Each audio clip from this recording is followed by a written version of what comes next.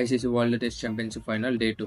South Africa 43/4తో start చేశారు and 138 రన్స్కి ఆల్అౌట్ అయిపోయారు. ఈ స్కోర్ కొట్టే క్రమంలో డేవిడ్ 45 రన్స్ స్కోర్ చేశాడు అండ్ బౌమా 36 రన్స్ స్కోర్ చేశాడు అండ్ రికిల్టన్ 16 రన్స్ మాత్రమే స్కోర్ చేశాడు అండ్ కేలీ 13 రన్స్ స్కోర్ చేశాడు. అండ్ ఆస్ట్రేలియా బౌలింగ్ చూసుకుంటే కమిన్స్ 6 వికెట్ హాల్ తీసుకున్నాడు and Starc 2 wickets, Hazlewood 1 wicket మాత్రమే తీసుకున్నాడు. దీంతో ఆస్ట్రేలియాకి ఫస్ట్ ఇన్నింగ్స్లో 74 రన్స్ లీడ్ వచ్చింది అండ్ సెకండ్ ఇన్నింగ్స్లో టీ బ్రేక్ కల్లా 32 రన్స్కి 2 వికెట్స్ కోల్పోయారు ఆస్ట్రేలియా వాళ్ళు. దాని తర్వాత ఇంకా అలెక్స్ క్యారీ 43 రన్స్ స్కోర్ చేశాడు అండ్ లబుషాన్ 22 రన్స్ స్కోర్ చేశాడు and Steven Smith 13 runs score చేశాడు అండ్ స్టార్క్ 16 రన్స్తో ఇంకా గ్రీస్లో ఉన్నాడు.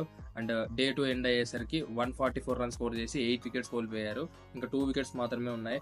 అండ్ సౌత్ ఆఫ్రికా బౌలింగ్ చూసుకున్నా కూడా రబాడా 3 వికెట్స్ తీసుకున్నాడు, లుంగి ఎంగిడి 3 వికెట్ తీసుకున్నాడు అండ్ మార్క్ యాన్సన్, ముల్డర్ చెరో 1 వికెట్ తీసుకున్నాడు.